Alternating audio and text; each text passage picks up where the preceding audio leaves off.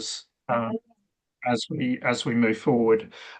So great to see everyone. Thank you so much for all the hard work that you've collectively have put in terms of reviewing the final draft that we circulated and for the quality of the comments, and I know it's not just from you. I know it's it's teams supporting you. So please do convey our thanks to everybody that supported you in providing the comments.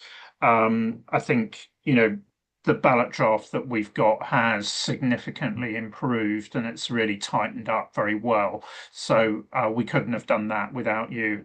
And of course, there have been many hours, particularly from Karen. So thank you, Karen, for everything that you've done. What we've got today, and thank you also for keeping going in terms of the comments in terms of reviewing the ballot draft. And I know there's been conversations going backwards and forwards between you and Karen in terms of trying to resolve the final comments that you've raised. And so in terms of running today, obviously there is still an opportunity for final editorials we can pick those up outside the meeting just before INPAS, we hope, finally goes into the editorial, the final sort of pre-publication process. But what we've tried to do today is, in terms of the slides, pull together the final proposed resolutions, and we'll just walk through those. So a lot of today's meeting will be using PowerPoints to make sure you can see the proposals. So in terms of sort of trying to kind of run today and make sure we arrive at the point where everybody feels comfortable to approve, essentially, if we can look on today as if there is a fatal flaw, i.e. a really significant technical issue which we need to change, please do raise that. But otherwise, I think, we all have our preferences on drafting and so on. But if we can set those aside in favour of the higher aim of actually approving INPAS, that would be great. Karen, I don't know if there's anything you want to say before we start off.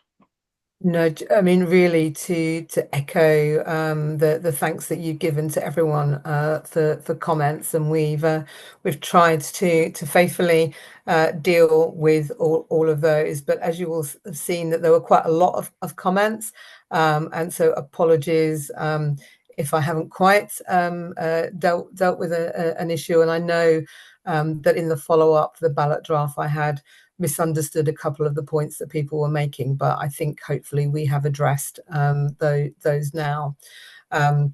So my thanks to you all, and also to obviously to staff who have been working with me on this. I should note that Sarah Sheen is an apology today. She's unfortunately unwell and therefore not able to join us. So I think that's really, it's really in the slide deck. Just one thing to say on the slide deck: if I show it in presentation mode, I can't see any of you.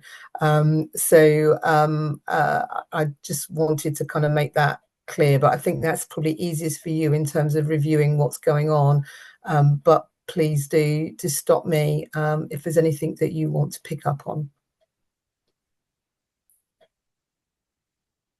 Okay, thanks, Karen. Welcome, Bernard. I think let's move through, and we're going to be working off the slide deck rather than, because it does add, there's more material in there compared with the underlying paper. So we take the underlying papers as read, just in walking through. So can I check that you can see that? Can you see the slides? Yes. Yes. Yeah, excellent. Okay. So we're going to try and walk you through the key points from the paper, and then any new points that have come out from the review of the ballot draft. I have got an issue because my slides won't move forward.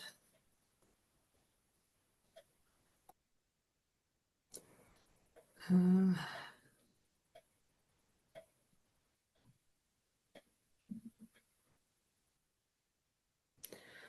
may not be able to show you this in full view because I don't know that next. Right, okay. I have to go for the manual method.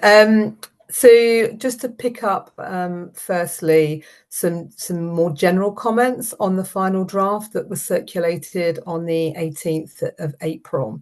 So these were more overarching comments that were provided. The first was about use of INPAS in some places and the standard in other places. And as we've explained in the paper, this is really a reflection of what is new material and what has come from the IFRS for SMEs accounting standard. Where a reference to the standard has come from the IFRS for SMEs accounting standard, we've kept the standard, but where it's in new material, we've used INPAS. The second point was about the use of the word section before a section reference. So we have now just gone to straight using things like A1, B2, C1, G4, rather than putting the word section in front of that. A couple of tag members expressed a preference for including the word section, but none noted that as a fatal flaw. It was just a personal preference in terms of what's there. We have decided to keep section, to not put section in, particularly at this point, in terms of potential risk of not picking them all up. And as it's not a fatal flaw, we haven't moved that forward. There were a couple of comments about the structure of INPAS. But as we had discussed this at previous tag meetings and locked in the structure, that we were going to continue with what we've got. And again, there were no fatal flaws there. They were just questions about how we might do that. The references to the IFRS for SMEs accounting standard, particularly in the annex, in some places we referenced the third edition, and in other places we didn't. What we have done now is to only refer to the IFRS for SMEs accounting standard, except for the first time that we mention it, or if we need to specifically clarify which version we're talking about. There was a comment about the use of the passive voice, and predominantly in the basis for conclusion, but not exclusively, and trying to use a more active voice, and a question about the use of the secretariat rather than using the passive voice. So we have tried to remove the passive voice where we can. We're not keen to use the secretariat because of perceived concern that people who are unfamiliar with standard setting might think that this has been decided by a group independent of the process that's got it there, and so that's why we've gone for that preference. That's the reason. And then there was a suggestion that we provide an explanation of the bold text that we use in INPAS, and we've agreed with that, and we have put an explanation at the top of the glossary. So those were some general comments in there. If we move into I don't know, Ian, if you wanted to pause at that point before I go into if we can just pause after each slide, and I just want to pick up whether there are any significant adverse comments on how we've actually addressed that, or addressed those points. Okay, so if we move on then. Okay, so this slide attempts to pull out the more significant issues or pieces of feedback on the final draft of INPAS itself. So these are all points that are reflected in the tag paper, either in the main body or in the annex to it. And I've just pulled out the main ones here, just to make sure that those are clear. So they covered a variety of sections. The first one was about the potential use of INPAS by government entities.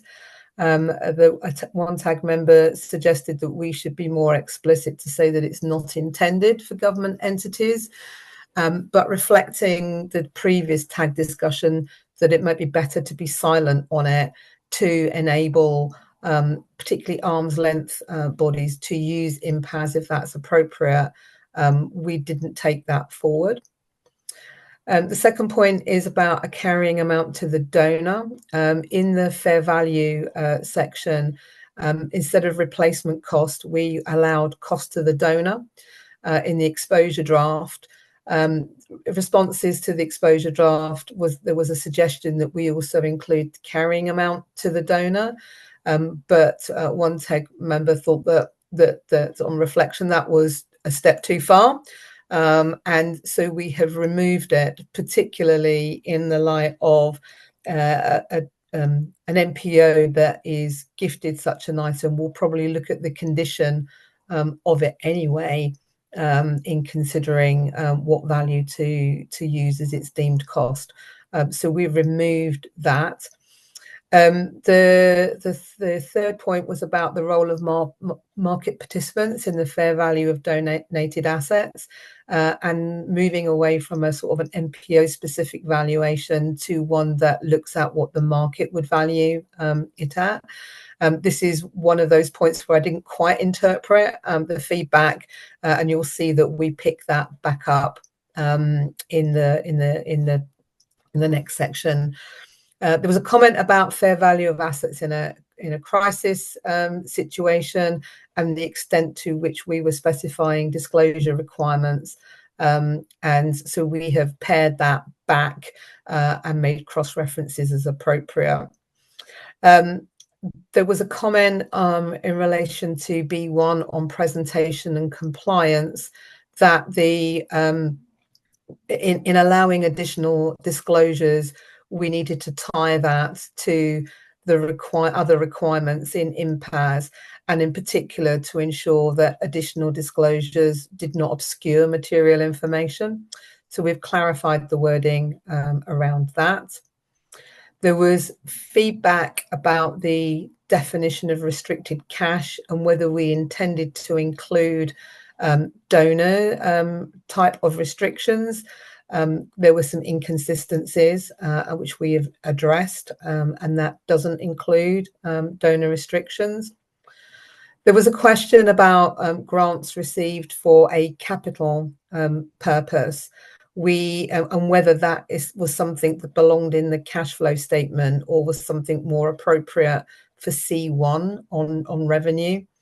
We, as a source of funding of capital items, we're of the view that it is appropriate to disclose that in the cash flow, but maintain the view that an NPO can choose which section of the cash flow that appears in.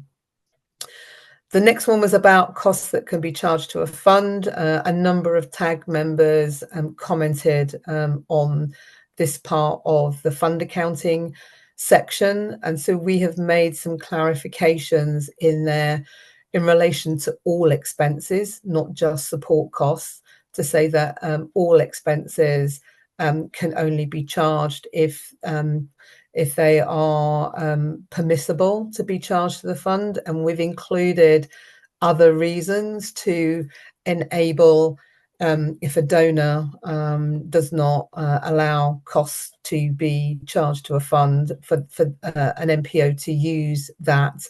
And then we've reflected that through to the paragraph about support costs. Shall I stop there? Because that I was going to say, A Karen, and B. if you want to stop there, but maybe just to actually, if you present the subsequent couple of slides on the final changes agreed on A and B, and then I'll open up for comments. Okay. So on fair value measurement, this was a point that I had misinterpreted in there. And there was a question about the drafting And so I've made further changes to this to actually clarify that that if where there's an item, probably easier to read the paragraph that what this says is the amended drafting says that this provides the value of an equivalent item determined by what a market participant, including but not limited to other MPOs, would be willing to pay for the service capacity needed to provide the services and goods to beneficiaries. So we had previously used the word sort of in local use, and that the concern there was that was MPO to MPO specific, and the revised drafting takes it more to what a market participant would be willing to pay. Ian, did you Karen, want if we to just stop after pause each and one? Yeah. pick up any final questions, which would be points 1 to 4 on A and that subsequent piece of drafting, and then we'll move on to the points against B. So So, there's another one on A. Do you want me to? I think oh there's yeah, another. Oh sorry. no, sorry, no, that's the only one on A. Yeah. That's the only one on A. So, any fatal flaws anybody's picked up then on section A before we move on to B?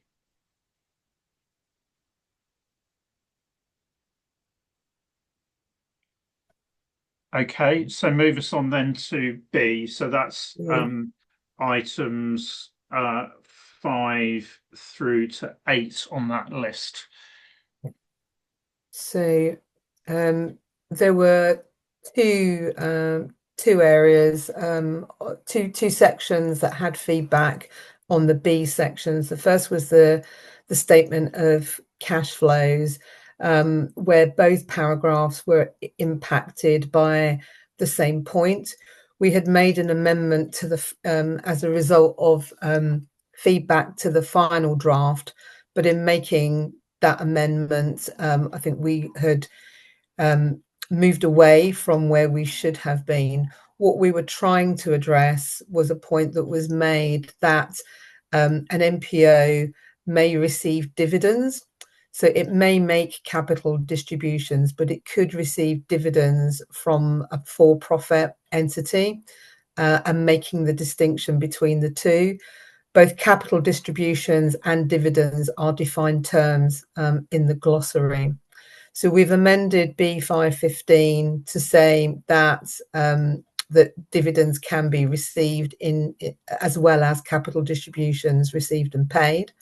And then in the subsequent paragraph, we've made clear that interest can be paid, and that interest, capital distributions and dividends can be received as operating cash flows, and flowed that through that paragraph. So that's B5. And then I'll just go to B8. These were a couple of, I think, more refinements to B8. There was a question on B8.5 about whether the final sentence was necessary. We had made some amendments to the final draft to address the separate recording issue that I spoke about just now. So the proposal is to remove the last sentence. In B 8.7 was to add the word given to the fund to make clear that we're talking about the fund that has the expenses recorded against it rather than just the general fund. And then the third point is in relation to reserves, where we had reflected part of a change but not all of it. And so we're confirming, consistent with A2, that reserves are part of net assets and that they are shown separately to restricted funds and unrestricted funds. So those are the final comments on B sections. Okay, so any fatal flaws identified by tag members? B.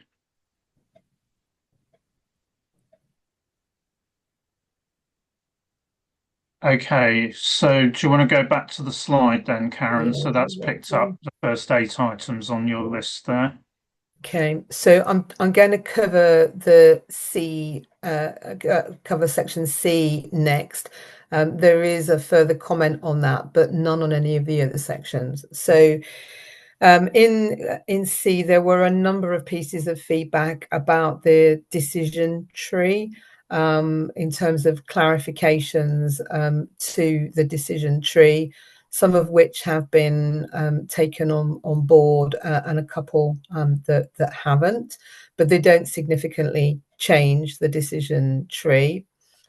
The next point was about the scope and the description of the revenue disclosure requirements. There was a suggestion to split one of the disclosure requirements, and also a question about whether one of the other disclosure requirements was too broad in its nature. And then the final point that I wanted to pick up on that came up in the feedback on the final draft was about the description of one of the shortcomings of the input method for revenue recognition. And this is one that I'm going to come back to again, because although we made some amendments to it, people were still finding it confusing in terms of what it said. So those were the most significant points that I wanted to pull out, but there were quite a lot of suggested drafting changes in addition to those main 3 points. So if I just go through to, sorry.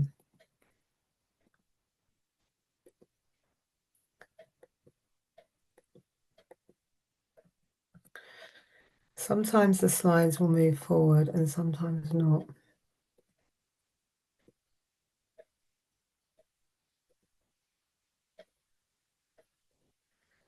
So these are the further comments that were raised on C1. The first was about where a grant agreement or a contract with a customer is equally unperformed, and the revisions that we'd made to the drafting following the feedback on the final draft still left a potential ambiguity. And therefore, we've suggested some further drafting changes there to reflect the fact that we are talking about something being equally unperformed, and that parties have fulfilled their obligations to an equal extent, rather than potentially providing a get out that nothing needs to be recognised. There was feedback on C141 about having the word both in the first section was quite awkward and difficult to read. And I think that this actually had been raised some time ago, I think even in exposure draft. But the both do different thing. The first both is talking about the donor and the grant recipient, and the second both is talking about rights and obligation. But to try and ease the readability of this, I have removed the first both and changed it to each. So that's tried to address that issue. And then the final point was the one that I was just referring to about the input method and how you approach that. So I've looked at a further change to this to clarify that revenue would not be recognised ahead of costs incurred. Because I think that was addressing the point that was being made that you wouldn't run ahead of that using this method. So those are the final points on section C. Karen, so just pause to pick up any points. Sam? Yeah, so on C141, I thought from previous meetings and outreach that we had concluded that there was the possibility of asymmetric rights and obligations between grantors and grantees. And we've seen that in practice since January, where one has rights that it can enforce and another one doesn't. And that doesn't impact on the accounting, that you don't need to have symmetric rights and obligations in order to be able to apply the accounting principles. So I don't know if that impacts on this paragraph or not, but that was my understanding. And I think that is quite fundamental. Can I ask Paul to respond to that?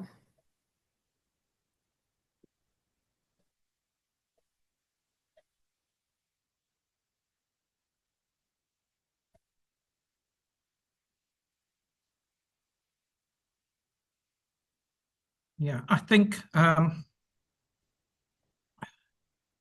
the way we've framed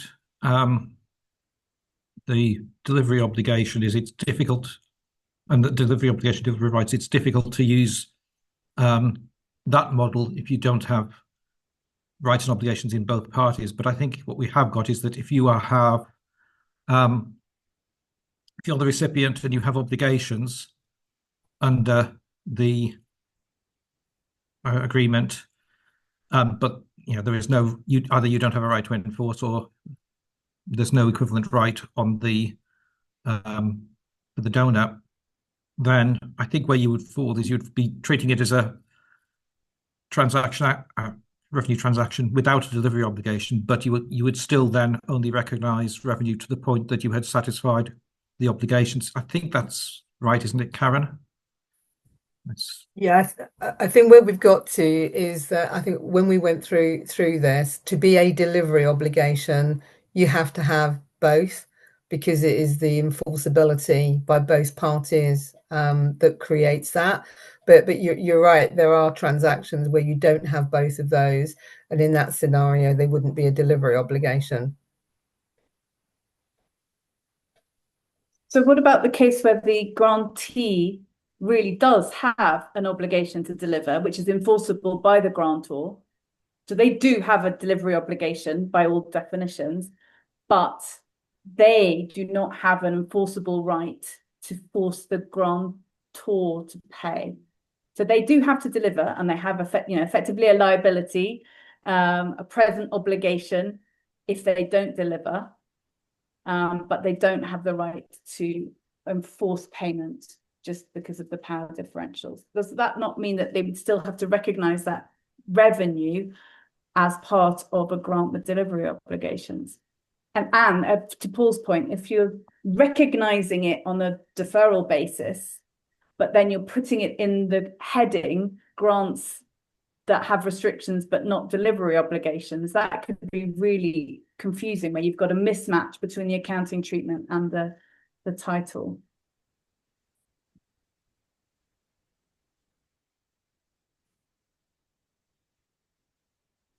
I'm just thinking about it. And I'm trying to cast, as much as anything, I'm trying to cast my mind back, because we have been through this loop a few times. And this is where we landed, and I'm trying to recall that history. So I'll take Freddie, but then I think I'm going to ask that we come back to this.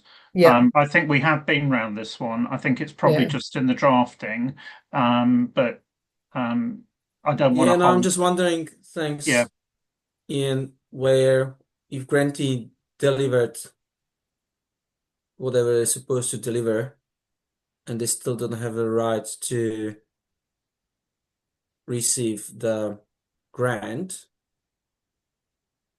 is that what we are seeing in the contract? Because Exactly what happened with USAID. Grantees fulfilled their obligations and weren't able to get the cash from USAID. It's exactly what happened. well, I think the question is I whether that think right was we're enforceable, but I would expect that the contract was written in a way that there are some, for example, termination for convenience, but Mm. I would hope that those contracts were awarding them for the performance done to date.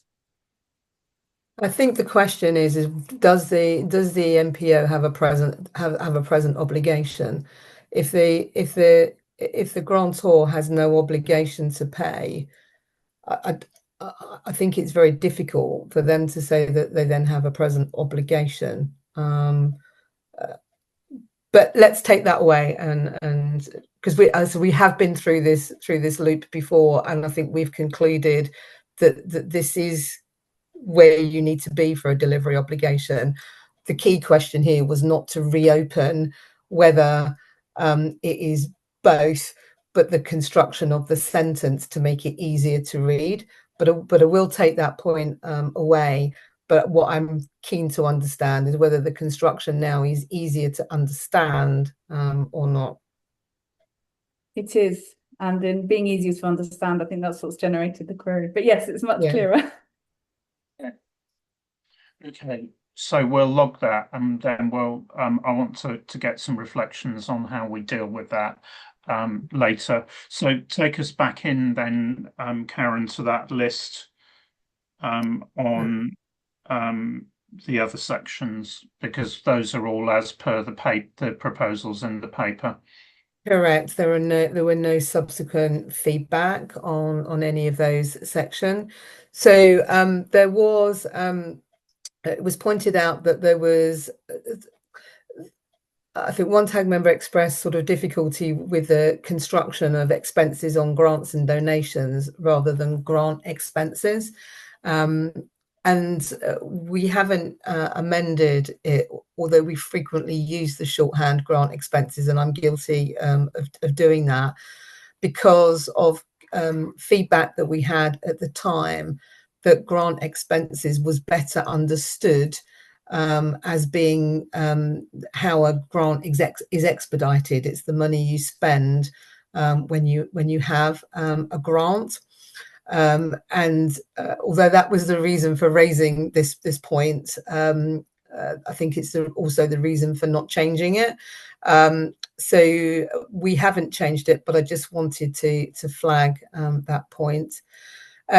There was a question on the diagram about the presentation of grant expenses, particularly with reference to whether grant expenses are unrestricted or restricted. And I think we've clarified that we would expect in most cases that they're unrestricted, but under which circumstances they might be restricted. Volunteer benefits, I've got that wrong, is in D1, not in D2. Apologies for that. This was about the disclosure of volunteer benefits in section D1 on the classification of expenses, and whether, again, we got the drafting quite right around the differences between volunteers and employees. The point that we were trying to get at on this was around there should be disclosure when benefits are given to a volunteer in lieu of remuneration. And so we've amended the drafting to try and make that clearer. Are you happy for me to keep going? Can we just pause at that point, because Catherine wants to come in. Yeah, and apologies, I'm actually just going to take us back because I missed my chance to get in a little bit earlier. So if anyone had comments on those two sections, I wanted to go back to B5 very briefly. That's okay. Yeah. Are you on the subsequent drafting, or are you on the original change, Catherine? I think the subsequent, I just had a point on, and I can't recall when Karen had the slide up if it was exactly this, but it's the back and forth that we've had, Karen, on the cash flow disclosures. This isn't come up in the subsequent draft. Okay, sorry. Apologies then. Would you prefer if I wait later then to bring in that point? Okay. No, I think it would be good to raise it because I think it's okay. The only thing, and so this is in relation to paragraph, I think it's B5 .4. And Karen, this is the back and forth we've had on the sentence around sort of grants or donations received for the acquisition or construction of capital assets and the disclosure that's in the cash flow statement. I think my only reaction there, I've kind of got myself comfortable in response to your comment, Karen, that was it sort of makes sense in the cash flow because we're supposed to talk. It's intended to use sort of about the use of funds.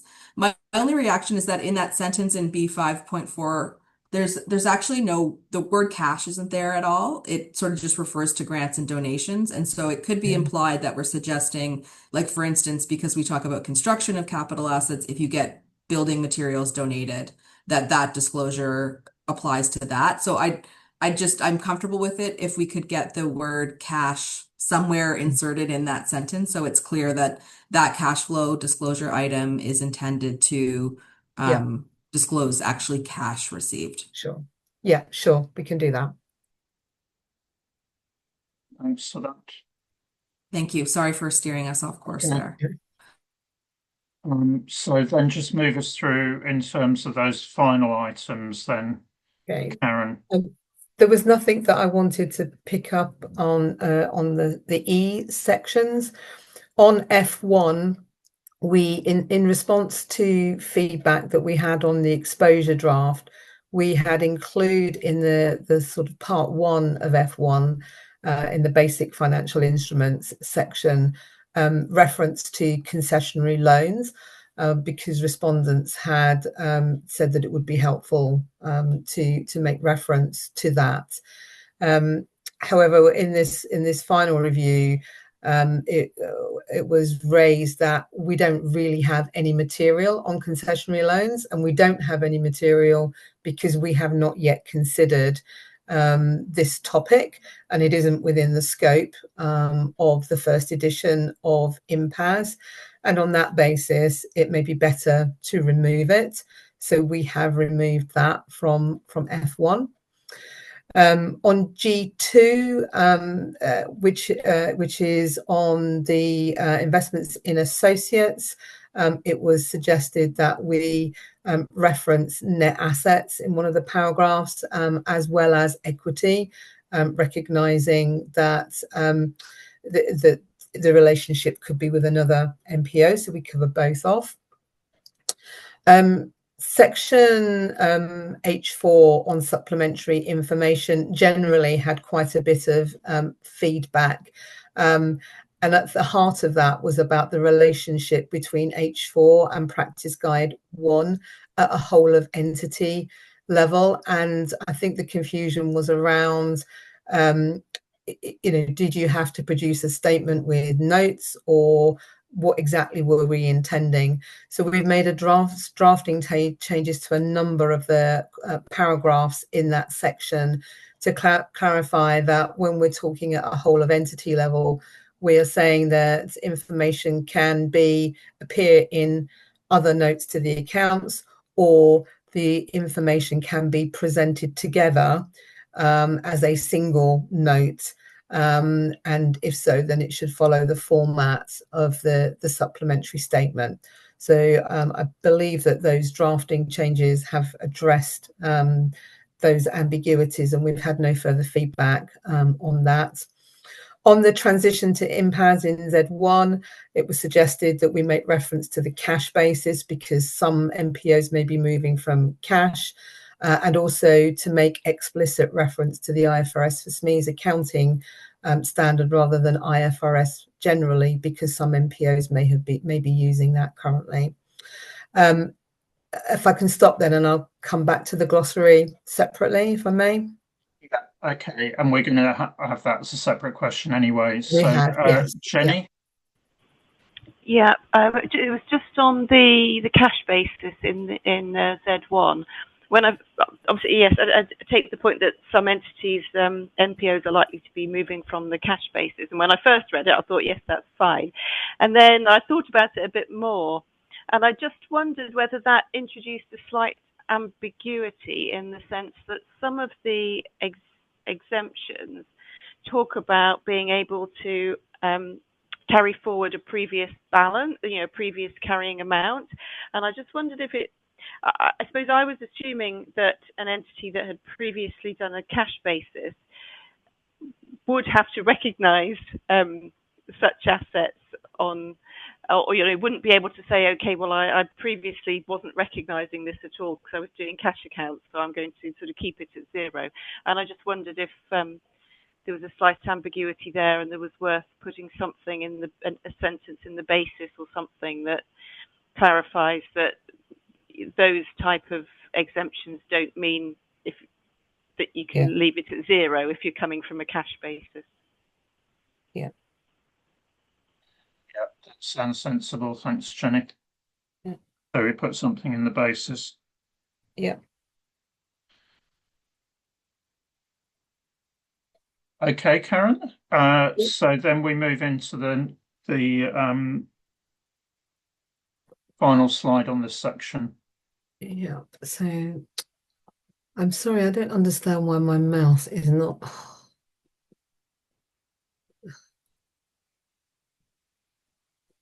I think my computer is tired.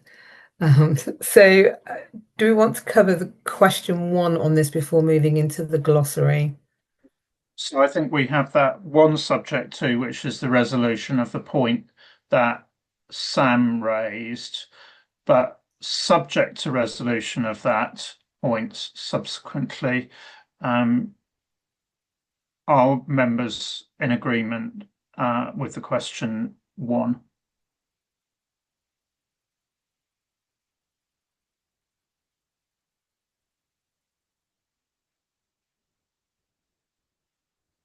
Okay, I'm not seeing any hands raised. So then move us on to question 2, Karen, which is on the glossary. It's on the glossary. So just to say, in terms of the glossary, there were a suggestion of 4 terms to be added, which were capital distributions, equity instruments, highest and best use, and owners.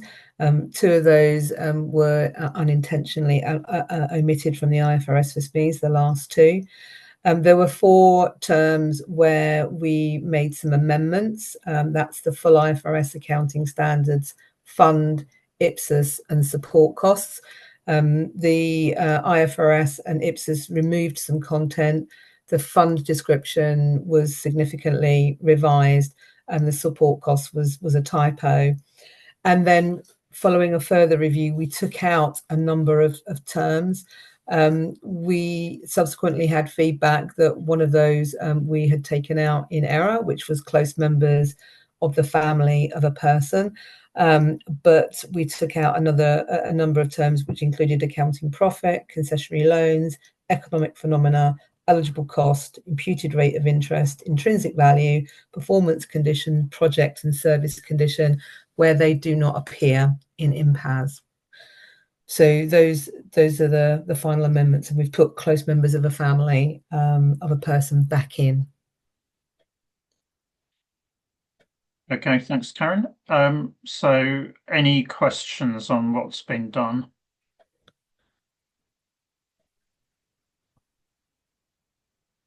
Sam.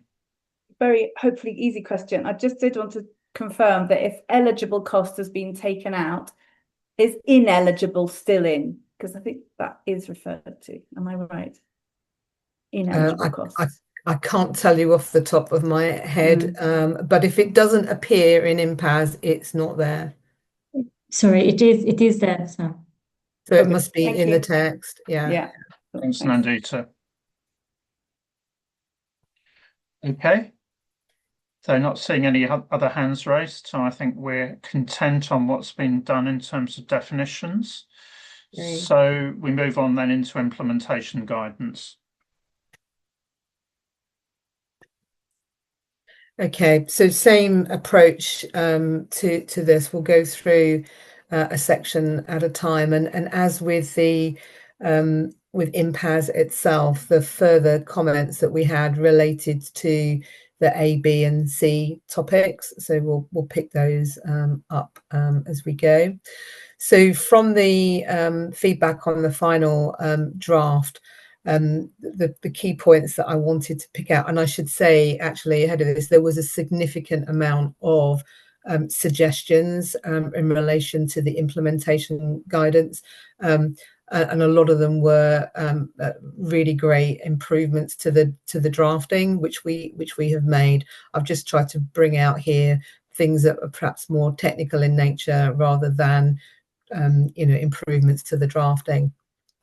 So the first point is about materiality, and particularly with respect to donor agreements, and to reflect that while something might not be material in terms of the amount, because of the nature of a donor agreement, it may be material as a result of that. So we have made some drafting changes to reflect that interplay. Also in section A2, this is concepts and pervasive principle, a clarification was suggested in relation to service potential, and particularly service potential in relation to assets. So an additional sentence was added to a drafting of the relevant paragraph to clarify that. In respect to narrative reporting, there was some drafting changes to sensitive information. I would put these in the category of drafting changes rather than a significant point, but given the sensitivity that we've had around sensitive information, I wanted to draw attention to that. And also in the implementation guidance for narrative reporting, an additional paragraph has been added about how an NPO might comment on its unrestricted funds, particularly in the context of financial resilience, and the reference to kind of setting targets for the level of reserves that it might have. So those are the main points on section A. There were some follow-up points that we received. The first of those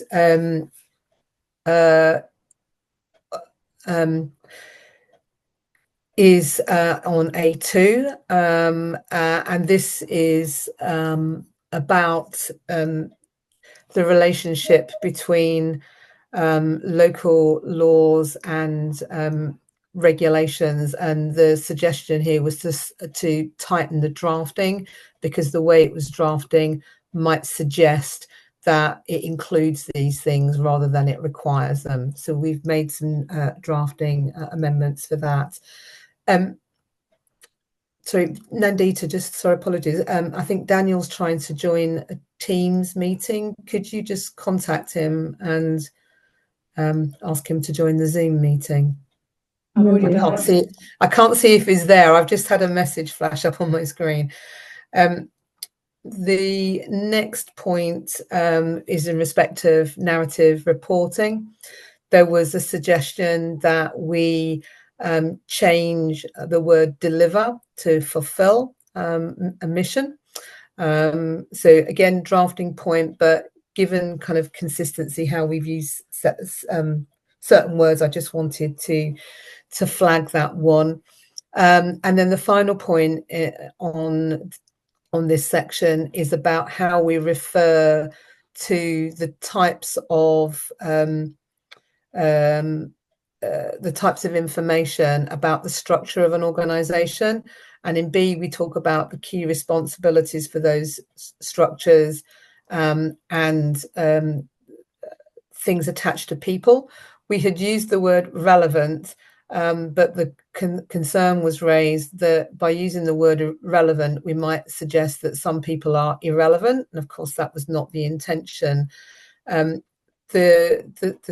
suggestion that was made was to replace relevant with key.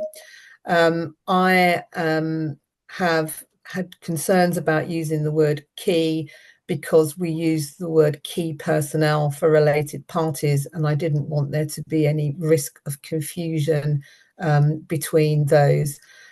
So I've suggested instead that we use the word relevant.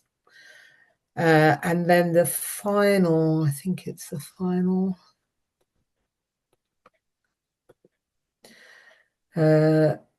One on this is in relation to the example in the fair value measurement section, which carries through the amendment that we've made to INPAS around market participants and what they would be willing to pay for the service capacity. So that is in substance the change that has been made to that example. So that's it for the A sections. Thanks, Karen. So just pause and check whether there are any questions on what's been done.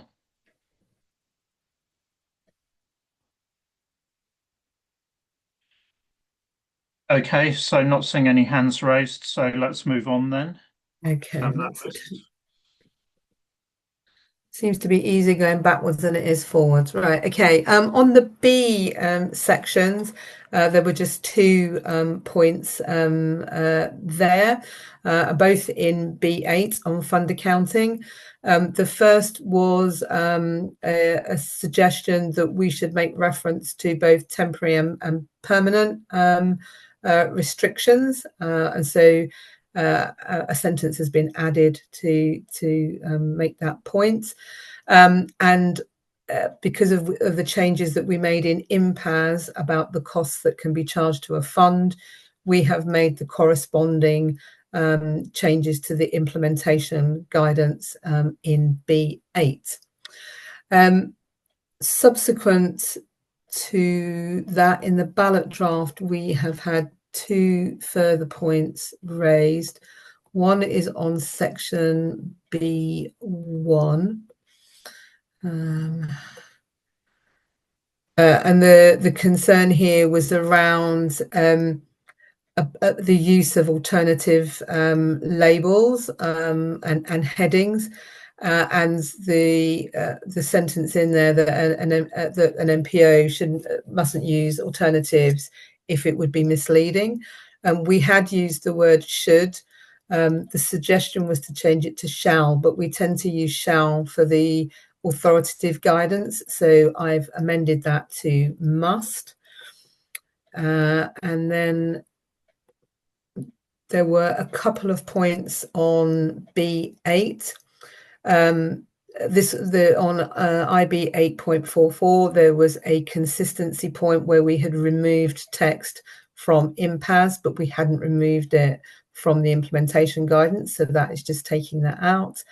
And then we have added a paragraph at the beginning of the presentation examples to clarify that in those examples that revenue is recognised in the same period as the asset is purchased, and the amount of grant given is the same as the amount of grant that has been spent, to make sure that there were no ambiguities in the interpretation of the examples.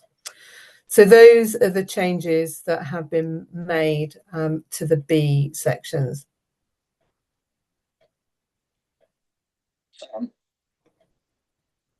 Yes, I had a query about the introduction of the phrases temporary and permanent restrictions, which seem to, because they're phrases that are used in the US in the FASB standards, and there's a different accounting approach there with the transfer of funds out of restricted into unrestricted as they're spent. It's just a different sort of accounting approach. And I wondered if bringing in those US terminologies might create some unexpected consequences in terms of people assuming. I know we've been really careful to try and avoid similar terms that are in the UK SORP, for example.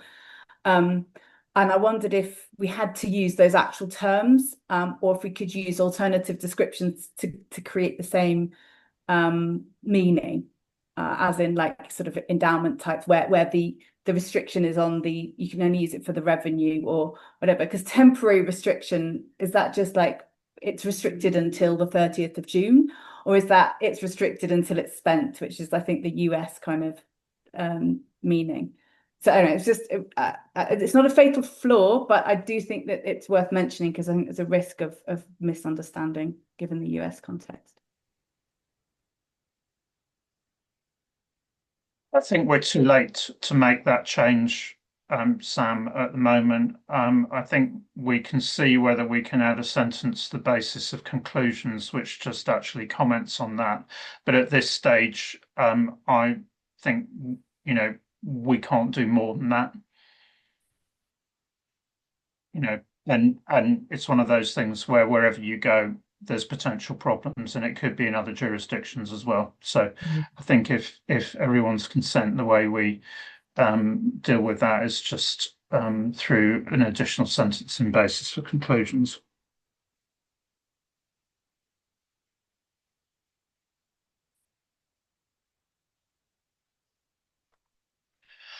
Okay.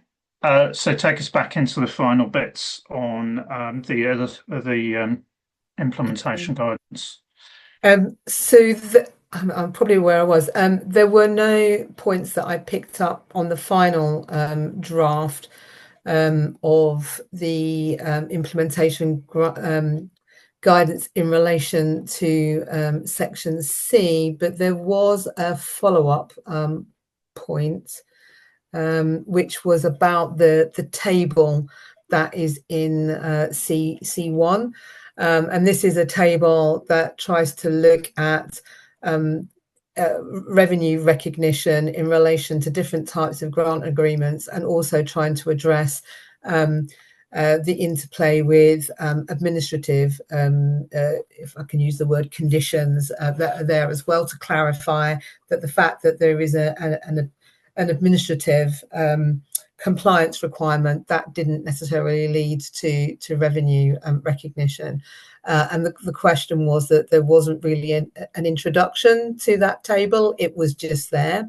So I'm proposing to put that short introduction ahead of the table and position that under the section about what an MPO considers in assessing enforceability and relocating the table underneath that question, which just brings it up slightly in the order. Okay, thanks, Karen. So take us through then to the questions at the end. Oh, sorry, can I just cover D? Okay, sorry. And then in terms of D, there were two points on there. One, again, is a follow through on volunteer benefits from the changes to what's in main INPAS.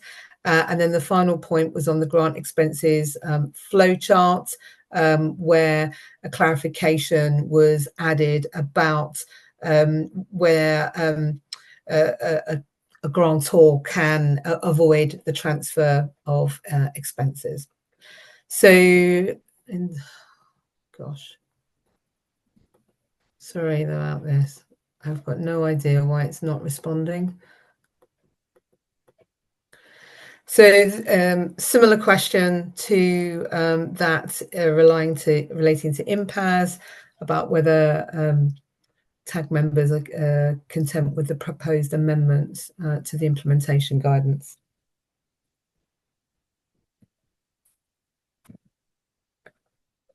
Okay, I'm not seeing any hands raised on that, so I think we're content. Okay, so move now into the basis for conclusions.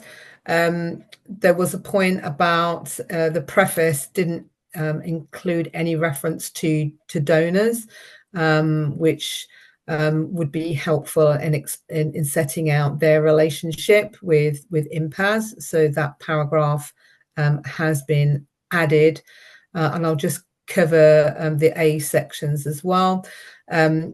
There was feedback about the clarity of the conclusion reached about the removal of the third MPO characteristic from the exposure draft, where we had said we didn't explain why. So that has been added in. It was also suggested that we included in the basis for conclusions that publics might be beneficiaries and benefit from the reinvestment of the surplus, but the public were not holders of equity claims, and to make that clear, and that any benefit didn't arise from that. And then the fourth point on here is about carrying through to the basis for conclusions what we proposed to do around the carrying amount to the donor. And indeed, that was one of the points where there was follow-up feedback. So if I can just take you through that, the points that we had in follow-up was that on the preface, and while we talked about how we modified sections, we didn't refer to the fact that one section was not carried through. So we've added in an additional sentence to cover that. In relation to the section on NPOs, there was a question about whether the last sentence about the public sector or public sector entities using INPAS was probably something we didn't need to say. And so the proposal is to remove that. On the concepts and pervasive principles, there was a question about the clarity of the paragraph about service potential. This is a different one in relation to the question which we were originally trying to address, which was about the fact that service potential didn't appear to mention goods. And so we've clarified in the basis for conclusions that it does include goods, and that we didn't need to make a change as a result of that. And then back to the carrying cost of the donor, which I just referenced, was that in the redrafting we'd done, the way that we had worded it made it look like it was more appropriate to use carrying and value rather than cost to the donor. And the reason we had cost to the donor was that that was thought to be something that was going to be most accessible, because it was likely to be something that had been purchased for an NPO. So I've amended the wording to say that rather than it not being permitted, it wasn't considered necessary. So those are the amendments to the A sections. Okay, thanks, Karen. So just pause and pick up any concerns about the way you've addressed those.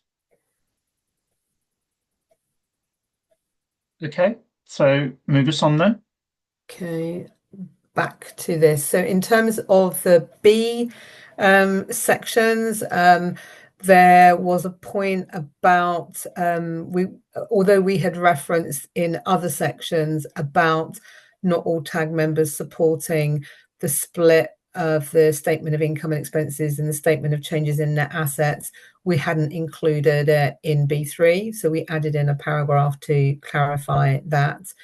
And then in section B8 on fund accounting, as a follow through to the drafting changes in INPAS, we added another paragraph about the other reasons for not charging expenses to a fund. There were a couple of follow-up points to that. Which I think is the first one.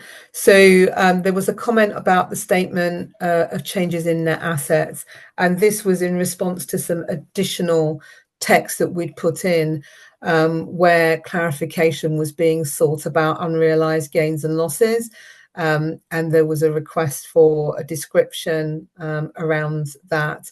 And then we had some feedback to say that the description that we had used might not apply in all jurisdictions. So what we have done is we've said that generally that would be the case, and that we note that that might not apply in some jurisdictions. So we've reflected that through into the drafting. And then on B8, there was a question about whether it made sense that the last sentence was in the past tense, just in terms of how it might be read. So we've addressed that by kind of removing the tense description to try and make that a bit more readable. And then there was an error in 830 BB 830 where part of the sentence, sorry, wrong one. There was a comment here that it would be whether it was clear what was intended here in terms of other reasons and why we had brought in users of general purpose financial reports at that point. What we had been trying to get to is that the other reasons are most likely to arise from donors. And so we've amended the drafting to kind of reflect on key stakeholders rather than more generally users of general purpose financial reports. We didn't want to make it donors explicitly in case there were other reasons for other reasons. So we've generalized it to stakeholders. So that is the B sections. Thanks, Karen. So check whether there are any questions at that stage. No. Okay, so we move on then to the final points. On section C, but also on C1 and also in D2, there were some comments that some of the text read more like guidance rather than basis for conclusion. So where that had arisen, we either removed the text where it was pure guidance, where there needed to be some text because there was a deliberation that needed to be reflected. We reframed that to make clear why we'd made the point and framed it better in terms of basis for conclusions. There was an additional point on C1. Sorry, I've gone past it. Sorry, no, I haven't. C1.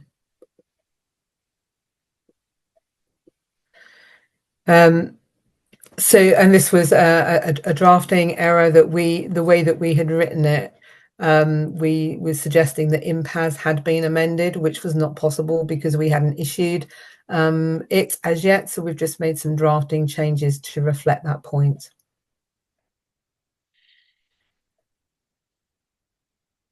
That's it on C. Okay, thanks, Karen. Not seeing any flags up. Okay, so back. So I've mentioned the point about the text reading like guidance in D2. There was also a comment about the paragraph that refers to compliance where there is sensitive information. This was picked up in D2, but it also appears in A3. And the concern was raised that we were trying to use the basis for conclusions to kind of excuse people in terms of compliance. We didn't amend the drafting of that section substantially because we thought that what we were trying to do was to set out the intention that compliance with a financial reporting standard should not be pursued at all costs and give rise to anyone encountering any physical harm. So we thought it was important to include that and continue to include that in the basis for conclusions. And there was a subsequent point raised, and this came as a consequence of some additional drafting that we've made in response to other comments. And this is around the disclosure in the classification of expenses about ex gratia payments and write-offs and unusual payments, where the feedback we had was that it might not be good to suggest that ex gratia payments are not good governance. So we have amended that taken that out and referenced what might be considered morally right by the NPO's governing body. So that is the final feedback on D. And there were no points that I wanted to bring up in relation to E to Z. Okay. Yeah, John Chow. Just one point. I look at the wording. You mentioned there is a wording that these types of expenses, including transaction, that were material by nature. Because under the IFRS accounting standards or SME accounting standard literature, we talk about material or materiality. Normally we related to the information, that's the resulting information are material, rather to make a judgment whether the transactions are material or not. So that is the focus on actually on the information rather than transaction itself. When we, whether those information are material to the user's decision making. So this is, I just want to make this is just about wording suggestion to make sure that when we're talking about material or materiality, it applied consistently in your literature. Yeah. And Ching-Chao, was that a general comment or in relation to any particular paragraphs? Yeah, just because when I look at this, there's a particular one paragraph talking about including transactions that were material in your slide. Okay. Yeah. So I'm not sure whether other sentence, other paragraph, you have similar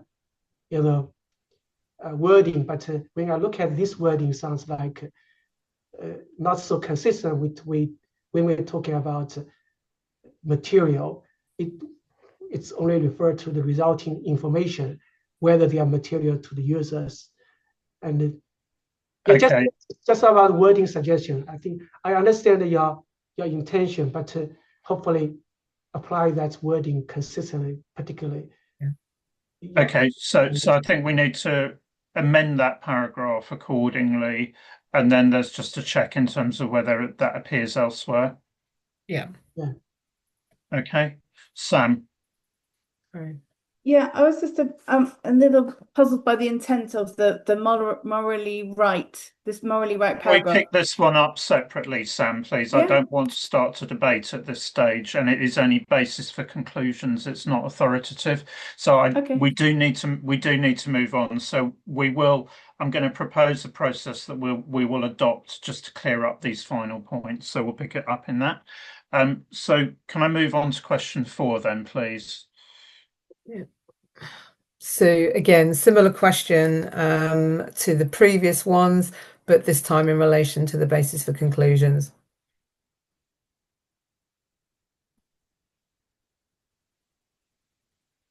Okay, so no flags raised. So can we move into the illustrative financial statements, please? Yeah. Again, a lot of drafting points here. There were some questions about whether the numbers tied up across statements, and I think we've explained those to members who raised those points. There were some suggestions about labels for line items and headings to try and make it a bit more tailored, and we've taken those on. Again, there was a question about the use of passive voice, and we've again looked to try and take that away where it's not needed. And as I said, the rest of the drafting points were mainly for clarity. There were some follow-up points. There's just a couple of slides of this. Again, this is about consistency, about how we refer to grant expenses, whether they're made or given, and so addressing those. There was a suggestion that in terms of revenue recognition that we shouldn't focus on entitlement. So we have moved away from that and just saying to required to satisfy one or more delivery obligations.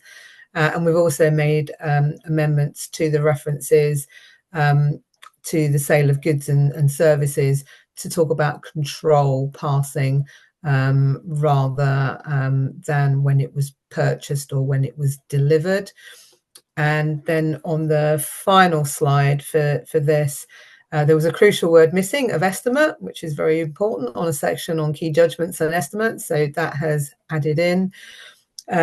In making some amendments to note 5A, we unintentionally changed the emphasis of where overtime sat so that it looked like it was the expenses that were overtime rather than revenue. So we've amended that. And in note 11, just making sure we refer to unusual payments rather than special payments. So those were the drafting changes that we made as a consequence of the illustrative financial statements. Thanks, Karen. John Chow. Yes, thanks, Karen. Just a general comment.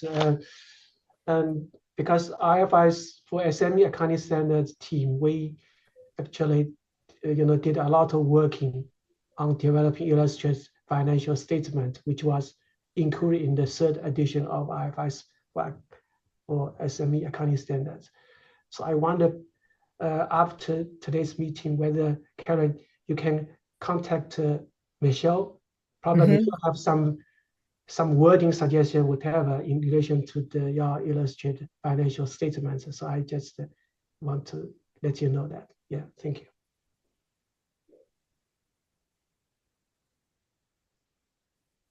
So, Karen, I mean, obviously you can talk to Michelle, but I'm reluctant again to make significant changes unless there's anything that we've made at, if there is anything that's significant that's missing at this stage. Just simply because there's so many moving parts now. Okay. So I think that's an understatement. Yeah, I was going to say, and Michelle has seen the illustrative financial statements and she hasn't provided me with any comments or feedback. Okay, so I think if there's anything, just to confirm with Michelle, if there's anything significant we've missed, but otherwise I think we leave those as is. Anything else to say then on the illustrative financial statements?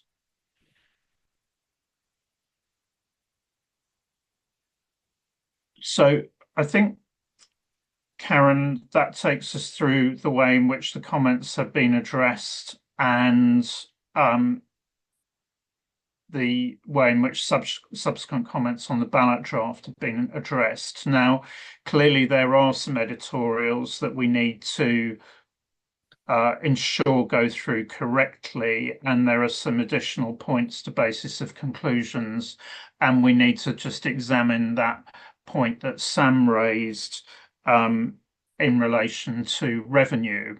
And the proposal is on that we use the same process that IPSASB uses in finalising its guidance after being voted on by the board. And so what IPSASB does is we have a small editorial group that works with that works on the final drafting amendments, and that is subject to the key control that the IPSASB technical director reviews the editorial changes and then makes an assertion to the IPSASB chair as to whether there are any substantive areas within any substantive changes arising as a result of that would need to go back to the board.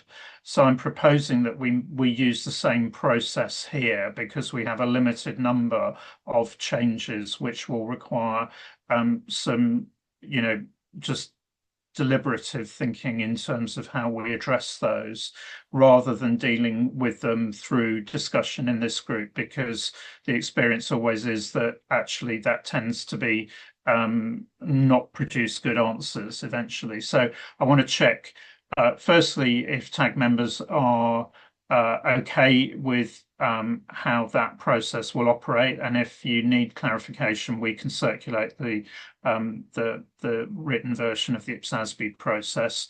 And secondly, not for now, but if there are 2 or 3 members who wish to work with Karen as part of that group, then please let us know afterwards.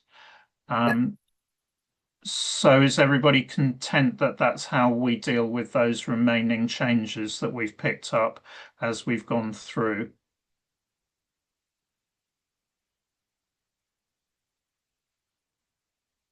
Okay, that's good. So what I'm going to suggest is we take a 5-minute comfort break, and that will give Karen just the opportunity to have a short break. And then we're going to move through into the formal approval process. Karen? Could I just say, just in terms of those tag members who might want to put themselves forward for being part of this process, I will be looking to hold a session on Friday afternoon of this week. So just from an availability perspective, but to keep us moving forward to in terms of publication, I need to carry that out this week. So I will be looking to do it on Friday afternoon of this week. So just want to make that point. Thanks, Karen, and apologies for that that constraint.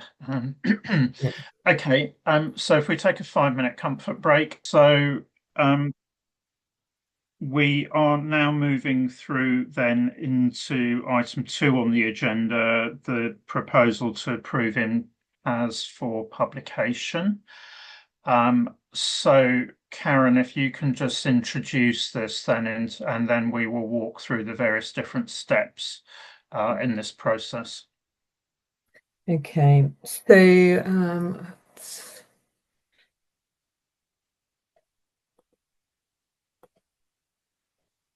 okay. Let's see if my mouse is behaving better this time. No. Okay, in the paper that I distributed to you, we provide you with information about the to basically, in one sense, to kind of recap why we're doing this. I think sometimes you get lost in the technical detail of this, and it's an opportunity to step back and look at why we're doing this. We also set out in the paper the due process that we followed in developing INPAS, and to clarify in there that the actual due process itself that we've used has been reviewed by the Public Finance Management Board at CIPFA, who is responsible for technical content, and also by the Project Governance Group. Have both reviewed the development of the due process and have been content with the way that we've gone about it. What we've provided to you in the paper is an attestation statement that I have made that looks at each step that we've gone through in the due process and has described what we did at each of those steps and who we engaged in the process. And certainly for the later steps in the process, sets out my view about whether we have done what we needed to do at each step that is there. We've also provided an evidence pack to support the assertions made in the attestation statement. So information about each of the exposure drafts in terms of the responses to that, and down to each individual question in terms of the level of support that we had for the proposals, and then information that goes to the level of engagement that we have had. I'm pleased to say that yesterday, subject to today's vote, the CIPFA board that is responsible for this, the Public Finance Management Board, approved that we had gone through appropriate due process, but clearly they want to see the outcome of the discussions today. But they were otherwise content with the process that we have used to develop INPAS. And your scrutiny of the final draft has been a critical part of that, and has helped us refine the document, which has been amazing. So we do have some steps still to. Just before we move into the final steps, I just want to pause and just check whether what you provided, whether there are any questions on the the steps as set out.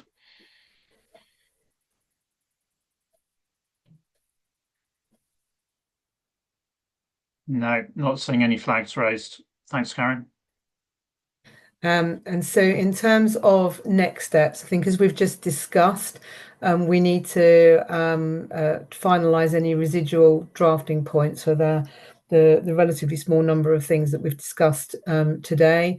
We need to double check the document for a number of reasons, but particularly to make sure that all of the cross-references are correct and feed to the right places, and to proofread for editorial consistency, to make sure that we're using consistent language and presentation, whether that be punctuation or whatever it might be, throughout.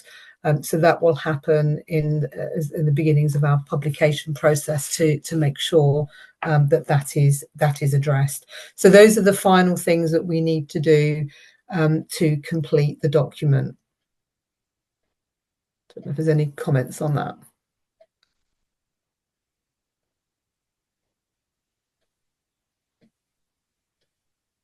Okay, we're good on that.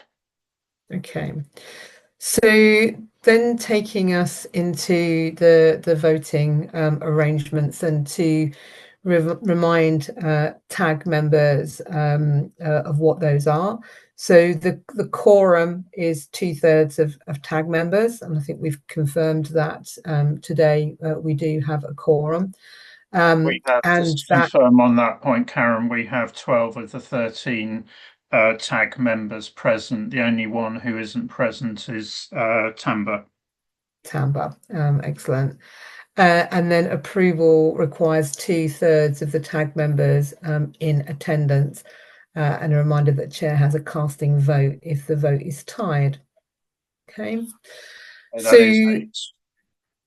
yeah, so that then probably moves us into the questions, and I've slightly recast them from the ones that are in the paper, but essentially they are the same questions.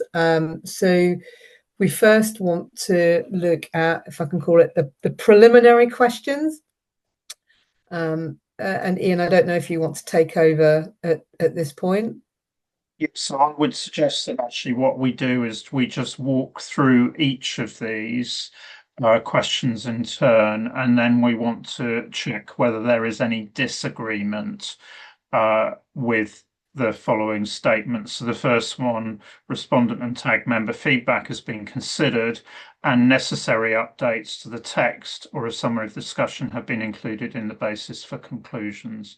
So does anybody disagree with that statement?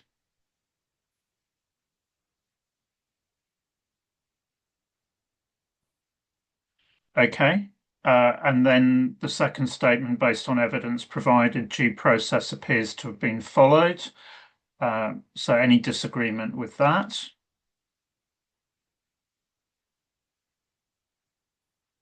Okay. And then there are no substantial changes following the exposure drafts that would require re-exposure of any element of INPAS.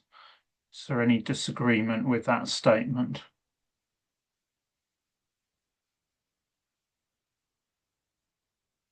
Okay, that's good. So I think we've successfully walked through the initial statements.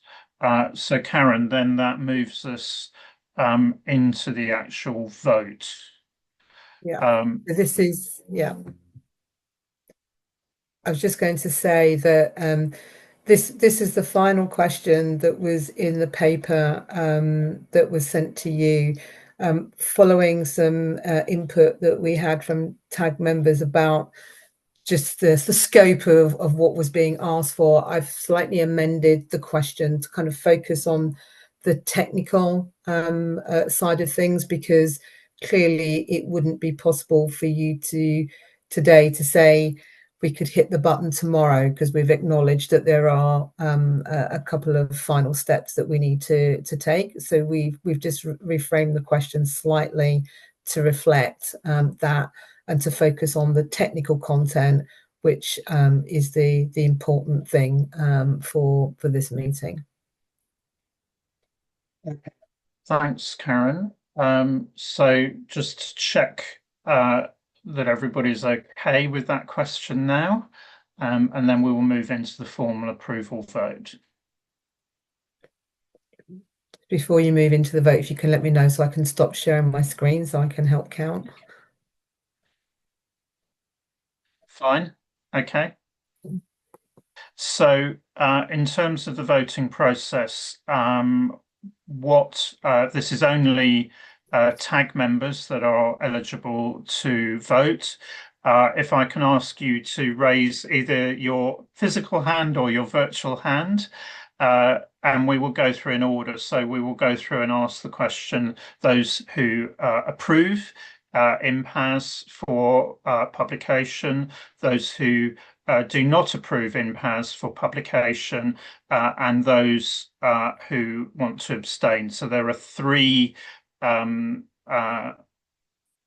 possible decisions here, and we will walk through those in turn. So if I can ask for a show of hands for those TAG members that approve INPAS, and Karen, if you can do the counting. So those that approve INPAS. 1, 2, 3, 4, 5. People are changing physical hands to virtual hands. 1, 2, 3, 4, 5, 6, 7, 8, 9, 10, 11. Okay. 11. So if I can ask if anybody does not agree with the approval of INPAS. Let people take their hands down.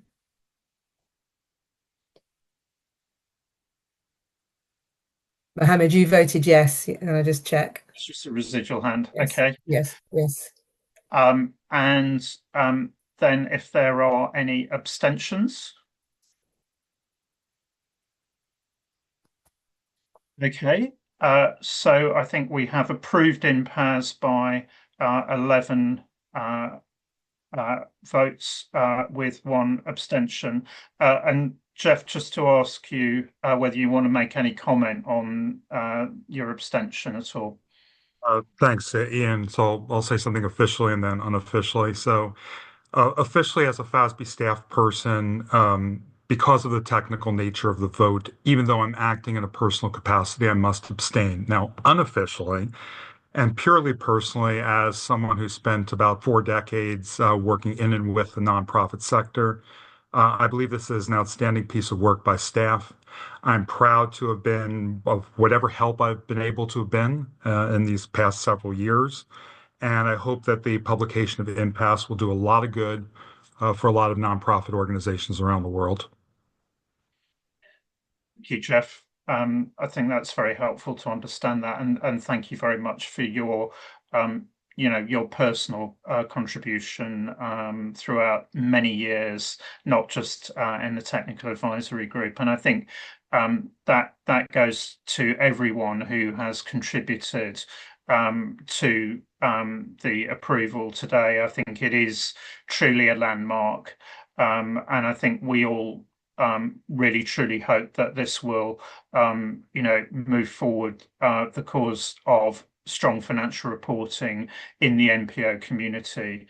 And I think we thank everybody that's been involved in the journey, and also those who have actually provided the funding to enable us to do this work.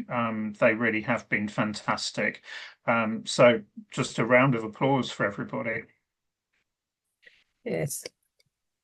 Quicker to do the physical than the virtual, at least for me anyway. So I think that's amazing. Karen, sort of next steps, I guess, at that point in time. These moments always seem slightly anticlimax. I was reflecting today in terms of it's probably 12 years since we had the first sort of meeting in the UK that sort of gave rise to the CCAB research, which then gave rise to there was an IFAS working group, and then we got started in earnest in 2019. So it's taken us, I think we said 5 years then, I think 6 years, including the pandemic, or not quite 6 years actually, a truly amazing journey. And this is just the beginning. Now it will be available for people to use in practice. Bill. I would like everyone to turn on their camera to send, or somebody could take a screenshot. Yeah. So Daniel and Mo and Jeff G, if you can.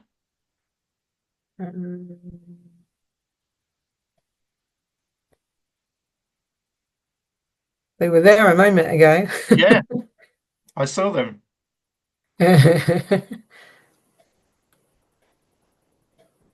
Daniel and Mohammed, are you able to turn your cameras on? We want to take a quick photo. Hi, everybody. Sorry. How are you? Lovely. There you are. Hi, Daniel. Yeah, excuse me, everybody. I have had a lot of problems of communication today, but anyways, I'm here. And of course, congratulations to everybody about this wonderful job. Everybody, thank you very much, everyone. So we're still missing Mohammed at this stage, but maybe we take the photo anyway, and if he comes back before we finish. I will. Okay, I let me do you have seen my vote, haven't you? Yes, we've got your vote, Daniel. No problem. Okay, we've got your vote. So I'm just gonna do a 3, 2, 1. If we can say cheese. 3, 2, 1. There we go. I forgot the Hamid now. Yes. Oh, he's back. Okay, let's try it again. All right. Where's the button gone? Okay, 3, 2, 1. Lovely. I've got it. We're all on. Fabulous. Thank you. Excellent. Thank you. It's a shame that Tamba isn't with us today, because he was the one who, when the members of the International Forum of Accounting Standard Setters were dithering over whether to take this forward, he was the one who basically stood up and said, come on, guys, if you don't do it, who is going to do it? And that was what started to move it forward. So, Tamba, thank you very much for, really just incentivizing the rest of us to move on with this. Karen, we have got a number of steps still to go, but let's just sort of remind everybody what we've still got to do. So in terms of just finalizing the last editorial adjustments, as I said, I will run a session on Friday afternoon to do that. If anyone is available to join me on that, could you just drop me a line? And I will set up that meeting so that we can just. It doesn't look like it's going to be a terribly long meeting. If that is a plus in its favour, but we clearly have got a couple of things that we need to work through and finalise. So that's the first point. Once we have finalised those points, we will be doing the reference cross-checking and the consistency checking before we hand it over to SIPFA's publications team, who do the editorial proofread on it. So they will make sure that we've got all the commas in the right places and stuff. So they would do the final check on that ahead of producing the final document. We will have it as a published a document that you could print at the end of it as a PDF, and we are looking to publish that around the last week in September. We haven't quite got a final date on that. We are also looking at if we can create a PDF where you can use the cross references that we've been putting in the document, so that you can click through to glossary terms and click through to a cross reference within a document. So we will be pursuing that so that we can make that available on the website as well. But the priority will be, if I can call it, the formal published version, and then we'll have this hopefully version that will be useful for those actually using it as well. So we're looking to publish, as I said, around the last week of September, and that is ahead of a formal launch that will take place on the 21st of October, Sam, in Geneva. So we will be having a launch event then for it, but that will be a few weeks after we've actually published the document. We are taking steps to look at translation into Spanish and French. We will be moving ahead with the Spanish translation first. There are a few things that we still have to land, and of course we need to get to the final copy before we can start the translation process. But I'm hopeful that the Spanish version will be available by the end of this calendar year. The timing of the French one is a bit more uncertain at this point, but we're committed to moving ahead with the Spanish version as quickly as we can. So thank you very much to colleagues in the IFRS Foundation for making available the relevant translations of IFRS for SMEs to act as a start point for that. That will be very helpful. Yeah. Okay, and probably also to update you on the fact that there's a lot of work going on at the moment towards the creation of a new body to provide continuity in terms of the forward development and support for the implementation and adoption of INPAS. So we are well advanced with the creation of the International Non-Profit Reporting Foundation, which is planned to be a non-profit organisation based in Delaware. So a lot of work going on with lawyers. I think at the moment we're involved with 4 different sets of lawyers in the UK and the US trying to make that happen. And we are hopeful that that will be incorporated by the end of June. But these things are sort of, there's a lot of moving parts on that at the moment. But we'll keep you posted on that. And with the creation of INPRF, the plan is that we will keep the existing advisory groups in place. So that the TAG, the Practitioner Advisory Group, and the Donor Reference Group, because all of those are going to have roles to play as we move into the next phase. So please don't feel that you know this is the end. This is the end of the beginning, I think I might call it, because now comes the really exciting bit in terms of actually being able to get the guidance out there and encourage you know, jurisdictions to pick it up, and also encourage the donor community to pick it up. And there's lots and lots going on to make that happen, not only fundraising, and we have some very good initial offers in terms of funds for the next 3 years from 2 of our existing donors, but also there is fundraising going on to support a demonstration project, bringing together sort of NPOs in Ethiopia and Kenya, and hopefully alongside their donors to really be able to demonstrate the proof of concept.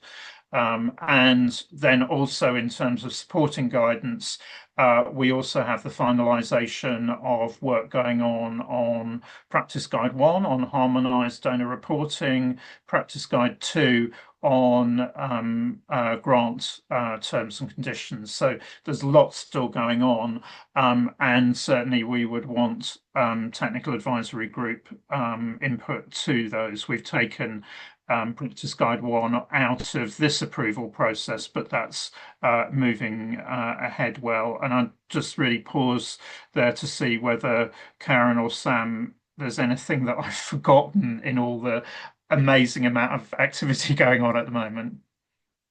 Just to say on the Practice Guide 1, we will be looking to bring that back to the tag. We don't have a date in the diary.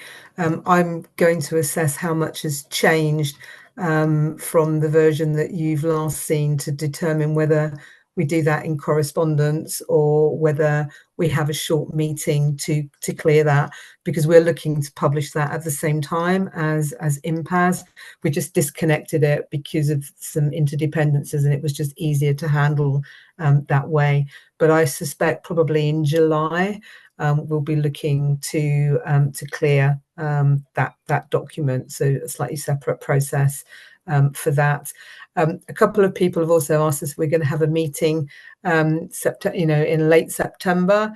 Our intention at the moment is to have a short meeting after IFAS completes its series of meetings on the Thursday. I think because we have so many moving parts at the moment, we're just we haven't really decided what we're going to do with it as yet, but it definitely will not be longer than a one-day meeting. But we certainly would, if people are in London for the IFAS meeting, we would certainly like to take the opportunity to get people together, kind of to celebrate and to this wonderful achievement. So, but we'll keep you informed of what we decide to do around that. But if there's anything else that's missed, I'm going to leave that to Sam. I can't think of anything you've missed. Nothing to add from me. All amazing. No. Okay. So I think as you can see, there really is loads going on, and we do want to keep the group together because I think there's a lot of really important work that we collectively can do, building on everything that we've done together. But just thank you very much again. I think you've been a fantastic group. I think the debates we've had have been excellent, and we couldn't have done it without you. So I think probably at that point in time, we sign off on INPAS. It's now I think that's it's now moving down the slipway, and it will set sail in late September, and look forward to keeping in touch. And as Karen has said, the next step will be not only the final editorials on Friday, but then the finalisation of Practice Guide 1. Yeah. So thank you again. Brilliant job, everybody. Great to work with you, and let's keep together as a group going forwards. And hope to see as many of you in London in September as possible. Thank you.